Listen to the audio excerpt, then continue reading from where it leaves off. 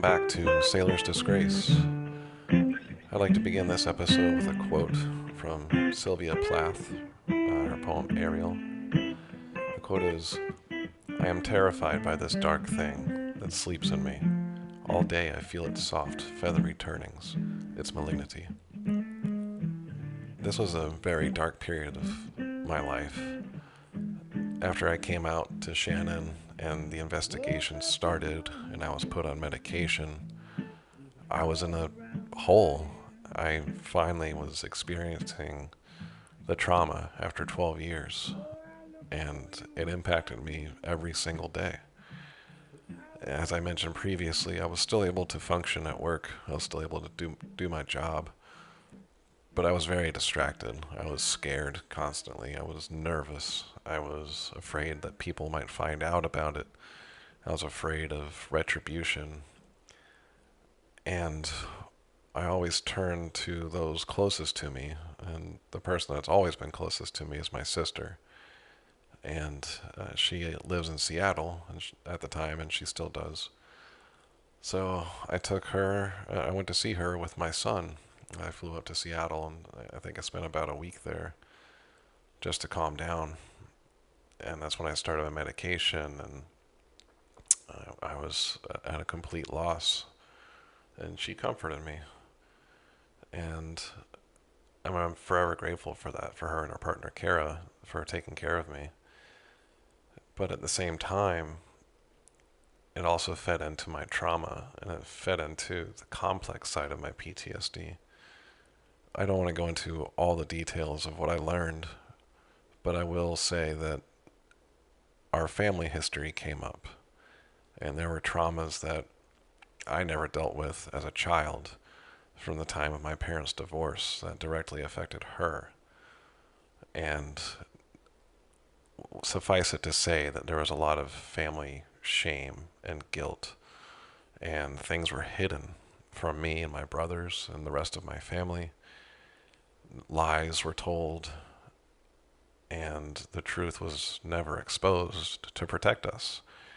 At least that's what the family thought. It was best to protect the young boys from what had happened.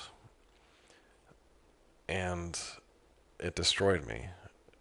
Not to know of what happened, I always had a suspicion of that trauma of what had happened, but to find out the details and the extent of it, it really laid out a foundation of why I was the way I was, why I treated people the way I treated them, why I did not like to speak out about how I felt, how I was very comfortable with being quiet, with remaining quiet and not sharing my emotions, not sharing anything. And I learned how to bottle up all my fears and troubles from the time I was 5 years old, 6 years old, because of what had happened. And it directly correlated with my trauma, with my rape, and the case of me remaining silent for 12 years until I finally exploded and had a meltdown. And I was right in the middle of that, dealing with my own personal trauma and then getting all the details of the family trauma and the family history.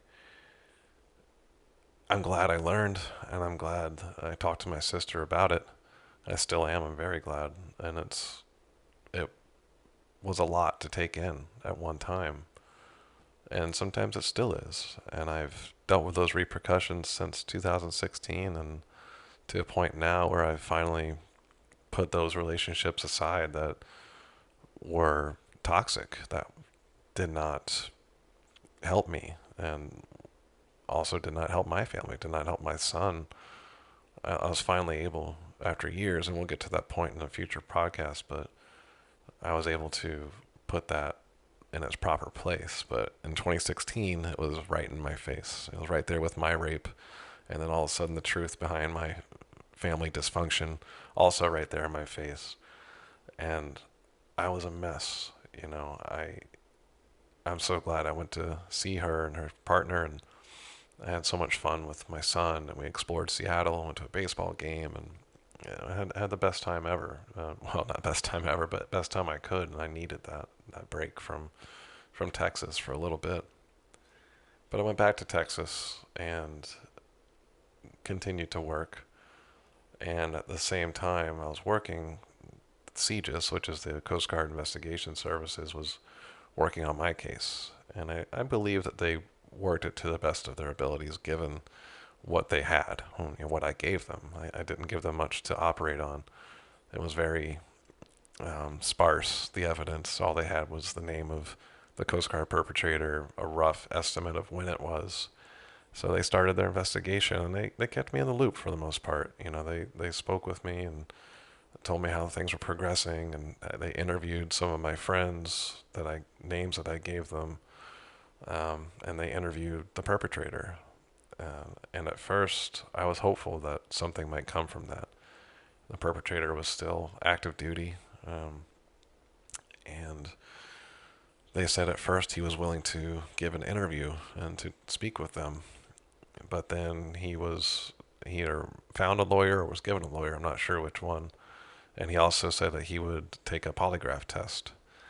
But as soon as he lawyered up, that went out the window.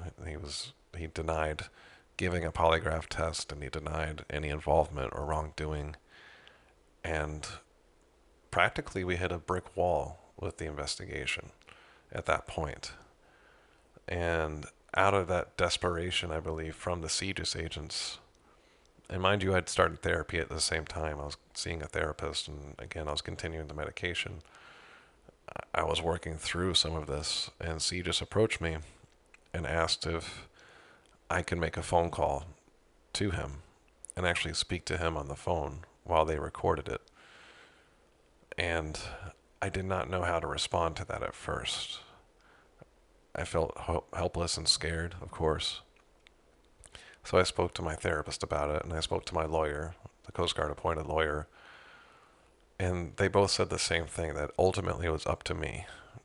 My lawyer said, most likely nothing will come from this.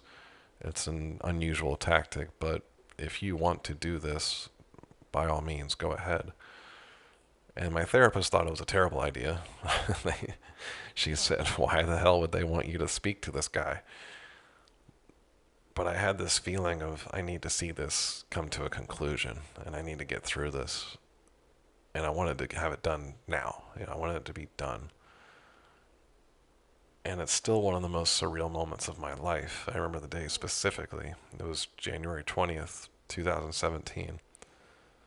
And I was at the Sector Houston Galveston building where I worked, and the first floor is where the CGIS office is. I worked on the third floor. So I went down to their office, and they set up the phones and hit record.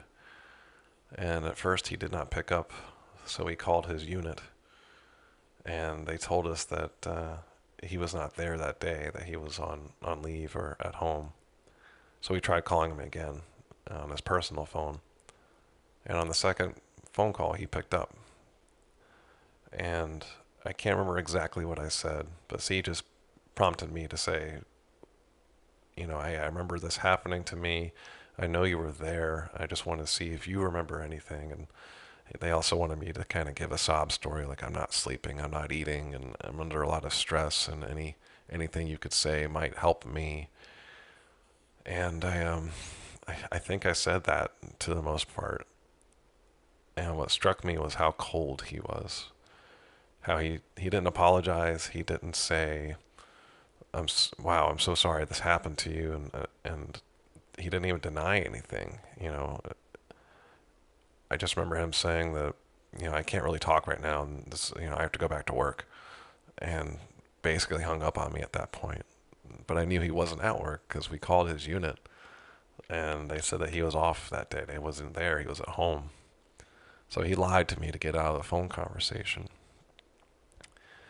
And I felt completely deflated at that point. I felt like there's nothing else I can do. It's my word versus his, and I don't remember the other two people. And what if he's done this to other people? What if the other two Navy personnel? How many people did they do this to? And are they still doing it after 12 years? And are they in jail? Are they still in the Navy? Are they, I all these thoughts in my head, and I felt like I could do nothing about it. I could do nothing about my situation. I could do nothing to help others. I could do nothing to bring justice to what had happened to me and potentially other people. So I had this overwhelming sense of shame and guilt. And I was so scared at that point. And the CGIS agents dismissed me after that. And I remember going upstairs back to the office and everyone was watching TV. That's how I remember the day. And I don't want to get political or anything, but that was the day that Trump was inaugurated in 2020. That's how I remember the day.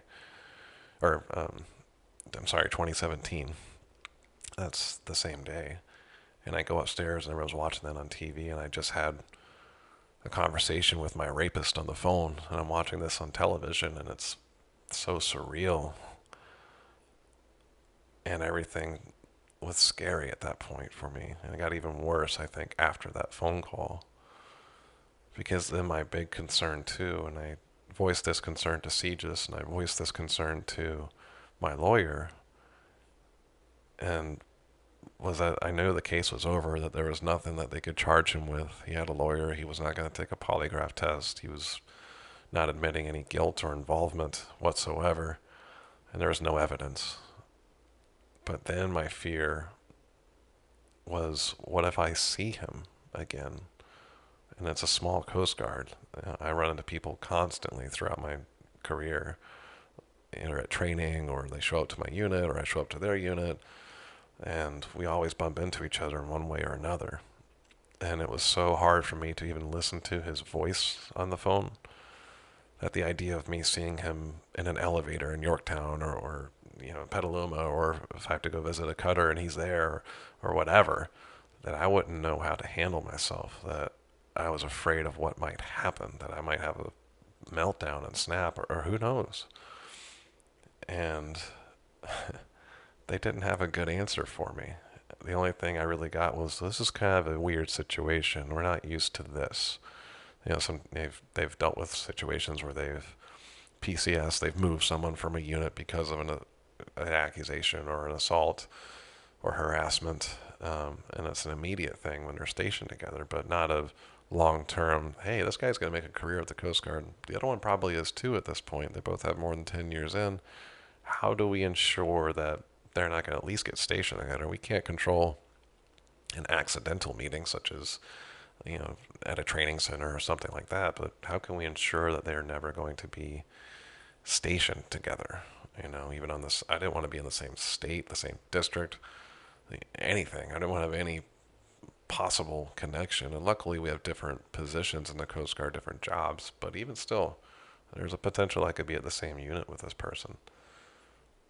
And they didn't have a way with that. And I felt like that was strange, that out of all the cases that the Coast Guard's dealt with, that there's always that immediate separation of people, and prosecution, investigation, and sometimes the investigations run dry and there's no discharge or of the accused, and the person stays in the Coast Guard, and the accused is, or the victim's still in the Coast Guard. So what happens then? What is the long-term plan for a victim's rights, for a survivor? I thought that was a poor, it just wouldn't work, for me. And I never got an answer, even to this day. Maybe it's just luck that I haven't received orders with this person, but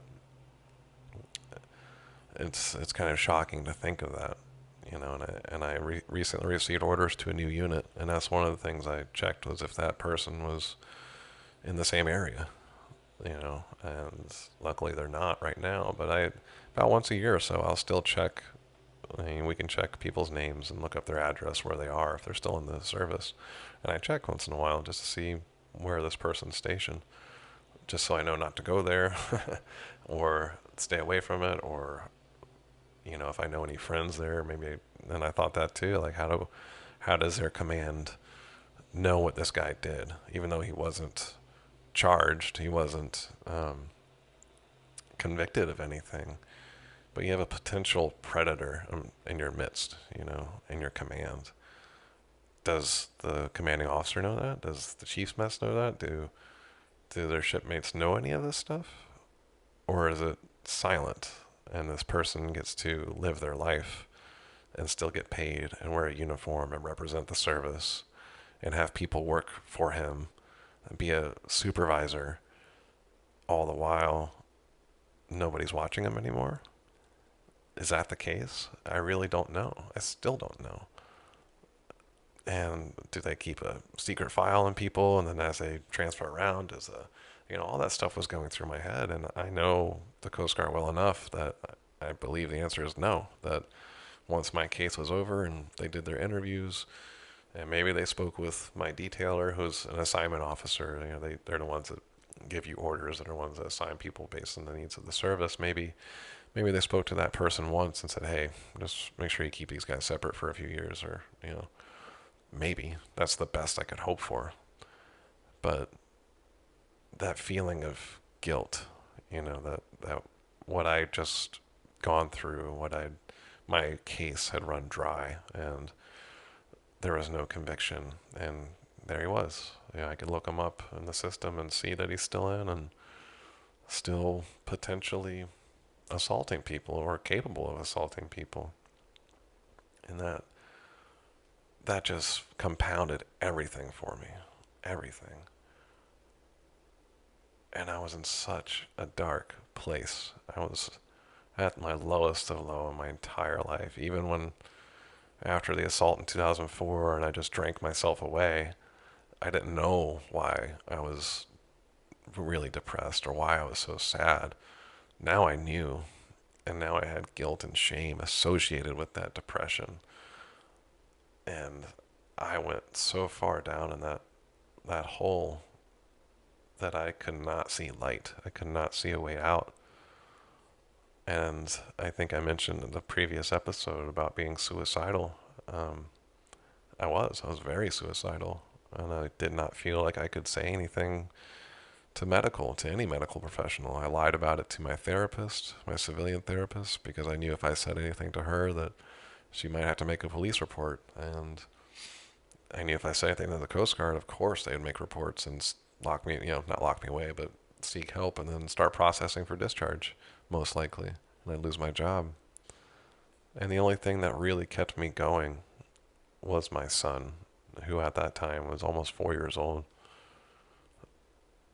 And 4 or 5, yeah, he's 4 years old. And he's the only thing that really kept me going. When I'd have those horrible thoughts about ending my life, he's the reason I didn't. I just wanted to be there for him. I didn't want him to miss out on me, even though I was worthless. I was trash. I was not any use to him at that point. He still loved me, and he helped me through that darkest period of my life, and I'll always be grateful for that. I'm grateful for him every day, and I couldn't have done it without him. But I continued like that for some time, and I was going through a lot of therapy, sometimes several times a week, and continued the medication. And I mentioned the side effects I was having, but I powered through just to calm myself down. And it was hard. It was very, very hard, and I can't remember exactly how long that continued. I say close to a year, where I was just really, really struggling and crying myself to sleep. And I felt like I'm lying down in bed, and I feel like I was sinking into the bed, like my body was just gonna fall all the way through the bed into the floor. And that's how low I felt. But the opposite of that, the other side of that coin, is I was able to continue my normal life at the same time. I was still working, and I was still well respected at my unit, and I was training people, and I was turning into like a experienced senior inspector with my job and all this stuff. So I was able to lose myself in that, which was a distraction I'd done before, and I was comfortable with that. So even with the therapy and the medication, I still distracted myself so I wasn't facing it 24/7, and I was good at that. And I am grateful for that. I am grateful for having the job I have. And especially at that time, I had a really good command. I had really good people around me. And I was able to flourish in that environment, despite how miserable I was inside. And I want to, if any of my shipmates from Houston are listening or have listened, I want to apologize. I'm sure sometimes I was in a hole or lost, and maybe it showed, maybe it didn't, or maybe it came across in my temper sometimes, and I apologize for that. I never meant to ostracize anybody or, you know, take it out on anybody. I did my best not to. And there are a few incidents I remember of spacing out at work because of the medication. And I remember my buddy, he was a lieutenant, and he was concerned one day and asked me if I had just had a shot from medical or what was going on with me. And I just said, don't worry about it, I'm fine. But I was so zonked out on medication that I couldn't focus on anything he was telling me. I forget what we were talking about. But so stuff like that would happen. But then I quickly just, push it to the side and make a joke about something and continue with the job. So that's where I was for about a year. I was really struggling inside. And I think that's where I'm going to leave this episode, is that initial fear, shame, guilt, the failure of the investigation, knowing that it most likely wouldn't have gone anywhere, but then having that realization after speaking with him, with the guy who I know raped me, and then realizing that it was over, that there was going to be no justice. And it was painful and sad. And it just took my whole life away from me for a while. I couldn't believe where I was, and I didn't think I'd make it. So, thank you all for listening. I know this is a hard episode, I'm sure, to listen, but it does get better, and I promise things get better. I'm in a good place, and I'll talk about how I got here. But I just want to give a quick plug. Thanks again to David Brown of Wayward Blues for providing the theme music. Check him out on Spotify and his website and the links. And thank you once again all for listening. I really appreciate all the feedback I'm getting. Please provide more feedback, any questions or comments, resources. I'll gladly share them and talk about them. And a quick note as well, I'll be wrapping up the first season, which is my story, in the next couple of episodes. And then when I create season 2, I plan on making that more case studies driven, data, science, and discussing those with some various people, as well as just presenting my own thoughts on the subject. So again, thank you, and as always, take care of yourselves.